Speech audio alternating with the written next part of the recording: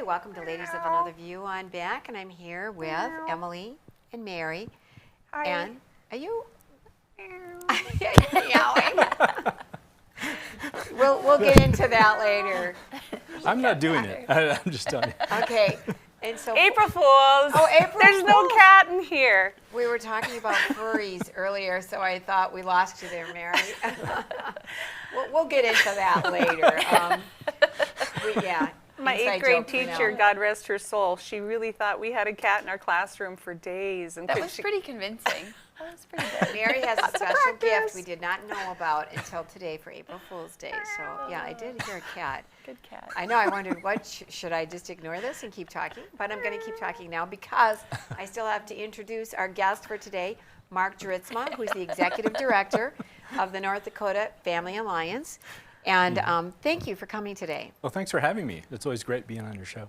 You're a returning guest, so we always say we'd love to have you back again, and we mean it. And so we do. This is Okay. the third time back Well, that's good. It means we haven't done anything really horrible. so far, yeah. Yeah, so far. That's Yeah, the question is, will he come back when he starts hearing meowing coming from the side? Yeah, I'm hope kind of so. thinking about that right now. But I'll let you know if Mary's going to be on the show next time I invite you on. Come on now. You know, the reason I had you on is you send out great emails. I really encourage you. people, if you go to your website, ndfamilyalliance.org. Did I get that right? yes, that is Yep, correct. and it's at the, it'll show up at the bottom of the screen any minute. There you go. So you definitely want to go to their website, sign up for their emails to keep informed about what's going on in North Dakota. So why don't you tell us, first of all, what is your mission and why do you exist? Our mission is to, well, we're a Christian organization, and our mission is to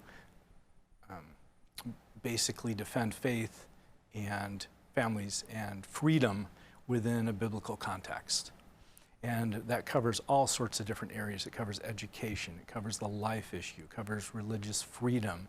And so there are a lot of things under our umbrella, if you will. It's not just the life issue, not just other particular things, which makes it pretty interesting. Because we cover lots of things, we get involved in different ways, and so on, especially during legislative sessions. They keep me plenty busy. And I think we do have their mission statement in a graphic so that our You viewers right, can Mary? see it. Basically, to protect and advance your Yeah. biblical faith, family, and freedom values in North Dakota. That's all right. And then the values are life, education, marriage and sexuality, religious liberty, family, and God-honoring citizenship. Sounds perfect to me.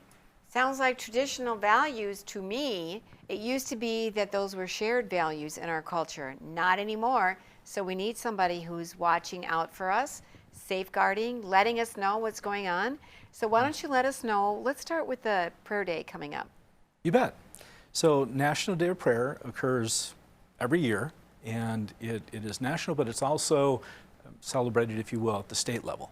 Every governor signs a proclamation, just like the president does, and says, today is a National Day of Prayer. We thank God for what he's done for us and for protecting us as a nation and blessing us and so on, and ask for his care in various areas. And it's divided up into government and media and church and so on. And we have different people pray for each of those sections. And then, you know, we have special music and so on.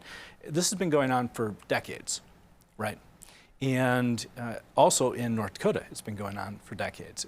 Our organization is hosting it, as we've done in the past, and hosting the Bismarck one, the main one.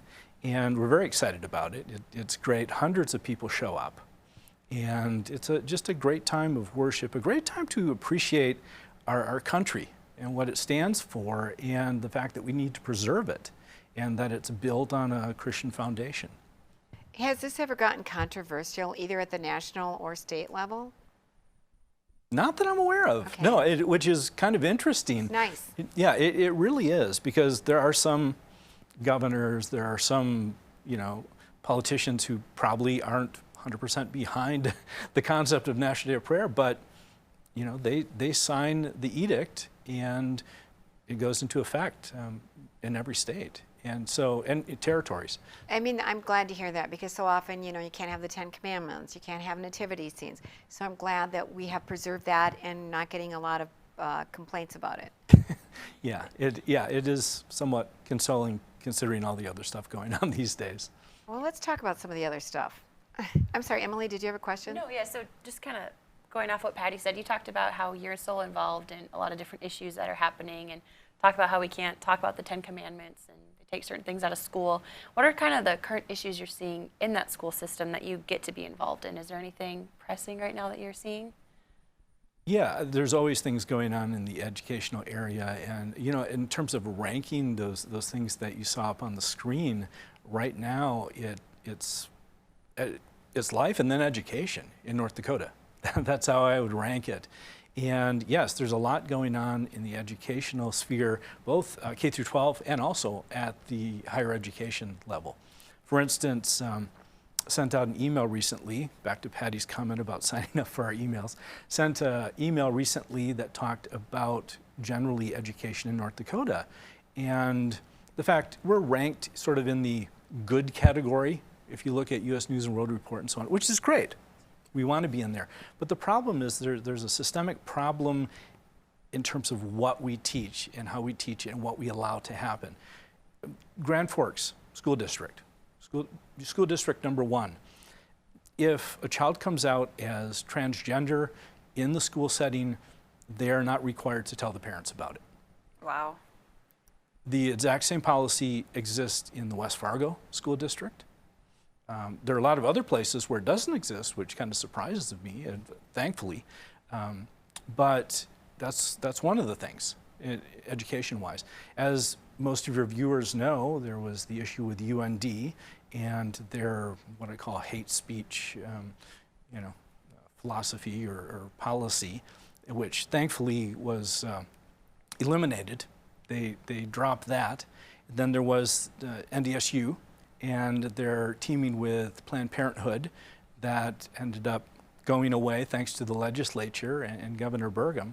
And I bring those two up because I want to encourage folks. I want to encourage them that if we actually let our values be known to these educational institutions, things happen. Things happen. There's another institution, I'm not going to go into detail about which one it is, but we're working with them right now because of a stance they took on a particular person, a public stance. And it's an affront, frankly, to the school because of the school's values and the parents who send their kids there and the donors and what have you. But we're working behind the scenes on that, first trying to see if we can do something, and if not, we will let folks know. We were starting to talk about some of the things of concern going on at schools, and I want to talk more about it because today was so commonplace. Is really disturbing and never happened a generation ago. And if it did, parents would be so outraged. Let's talk about the fact that teachers and administration can keep things secret from parents. Let me go back to what I call the foundational problem. It's a social problem. It's something that has developed over the years. It hasn't been in the last 5-10 years. This has happened since, frankly, the 1970s.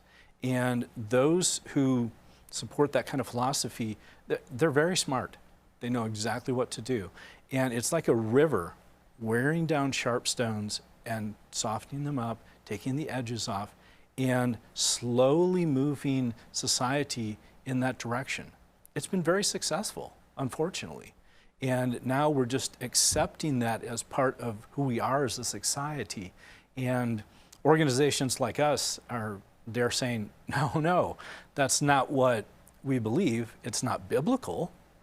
And it certainly isn't in line with, in North Dakota, traditional family values. And so we try and be, as I refer to it, the sheepdog. We're the sheepdog in Bismarck during legislative sessions, but we also try and be the sheepdog in educational issues and the other things we had up on the screen earlier. You know, you had mentioned that it was on the break, you had said it's like a drip, drip, drip since the 70s. And now it's like that pipe is kind of worn out and now it's just rushing out because it was just a slow drip. Hey, nothing to see here, folks. And now all of a sudden it is just right up and in our face. But I wanted to get back too on that one point you had made about not reporting issues to parents. Now, it's no different than if my kid fell and broke their arm. If they're injured, they're going to call the parents. Hey, there's an injury, your child needs help. Well, here, what we're saying is, this is a mental illness, but they're saying no, your parents don't need to be involved in this. We'll take care of it. It's like something has got to change, and we've got to fix that, because a mental illness is also an injury, and an injury needs to be reported to the parents. Exactly. That's exactly why they don't tell the parents, because you're calling it a mental illness, and they're saying, oh no, this is wonderful. They're like accommodating mental illness. And isn't it always, it has to do with something sexual. If they have some different sexual identity, or if they're active sexually, keep that from the parents, and then the schools enable that. Yes. Do you find, though, that the schools are hiding it from the parents, or the parents are just naive and don't care to know? Oh, the parents want to know. Trust me. I've heard from the parents. It's a really good question. But when parents find out about this, like Grand Forks School District, like West Fargo, and you let them know, and I provided links to the policies in the email I sent out, I heard from parents, and they said, thank you about telling us. We had no idea, because the school boards are not going to highlight this. No, these things just slipped in. I think the Grand Forks one was done over a year ago. That policy has been in effect. How many parents know that? And they need permission from the parents to give an aspirin. And on the other side, they're not even telling you when your child comes out as a different gender, and that's perfectly okay. I mean, I'm sorry, that's just messed up. Well, I know I've read where there's parents that were suing a school board, not in North Dakota, are suing the school because they accommodated their daughter, basically led her in that direction, gave her a different name and different pronouns. She became suicidal, and this was all, the parents had no idea this was going on at the school, that she had a whole nother identity at the school. And they're the ones that basically led her in that direction. So, I mean, this is that smoothing out the stones. First of all, you say, well, this person is this way. Well, now we can't even tell the parents because you're going to hinder her from being who she is. Instead, we want to help our kids, but we don't see things the same way. So how do you get involved in a situation like this? There's a number of ways, and it's sort of, I guess you'd say, a stepwise process or escalation process. The first thing is that we try and work with parents, and we try and help them find ways to engage. And the easiest way, frankly most effective way, is to show up for school board meetings and to read the policies. A lot of parents think it doesn't matter. Trust me, it matters. They listen to the parents. So that's the first thing. The next thing is to, on our behalf, or what we do, is let people know that this is an issue. We do it through email, we do it through written things that we send and what have you, through different mediums. And hopefully help people put some pressure on the schools. And again, this is K through 12 as well as higher education, and enable them and talk to ways that they can discuss it with administrators in a respectful way, in a winsome way, right? But still make their point. Okay, if that doesn't work, and sometimes it doesn't, then it gets amped up a little bit more. And then we feel as an organization, it needs to be more well-known, and there needs to be more pressure on the institution. And we will do that to the best of our ability by letting even more people know. Thousands of people across the state who are our constituents. And we don't take it lightly that we have that ability to do it. And yet it is a very powerful thing when schools hear from thousands of parents that this is just wrong. So one of the things that I have, they say, go to the school board meetings, but a lot of times if you're not on the agenda, and if you don't make sure that you can say anything, you can't speak at a school board meeting. It's not technically an open meeting per se, and if you're not on the agenda, they're not going to let you get up and speak because you haven't notified them that you have a concern that you want to address. How do we get around that? Well, you're right. You need to be scheduled up front if you want to do some sort of formal presentation, formally address the board. The other thing, though, to keep in mind is who your school board members are. And there's nothing that says you can't pull them aside, and school board members across North Dakota are probably going to hate me for this, but nothing says that you can't pull them aside after the meeting or just on the street or whatever the case may be and say, look, I have a problem with this. I didn't speak at the last school board meeting, but the way that it was addressed really bothers me. and it goes contrary to my values. And there's nothing wrong with that. You can do that with our legislators. You can do it with school board members. Right. I mean, it's free speech. You know, we talk about how this happens at all levels of school. Do you find, though, that bigger schools, smaller schools, is there kind of an issue at different levels? It's bigger in bigger schools, or do you see that in different areas, or it kind of just depends? It's more likely in, I would say, urbanized areas, which is not a surprise for most people here. You know how urbanized areas typically vote versus more rural areas. So that's one thing. Now, kind of the corollary to that is some of the largest schools are in the urbanized areas. So to answer your question, yeah, it's often the larger schools.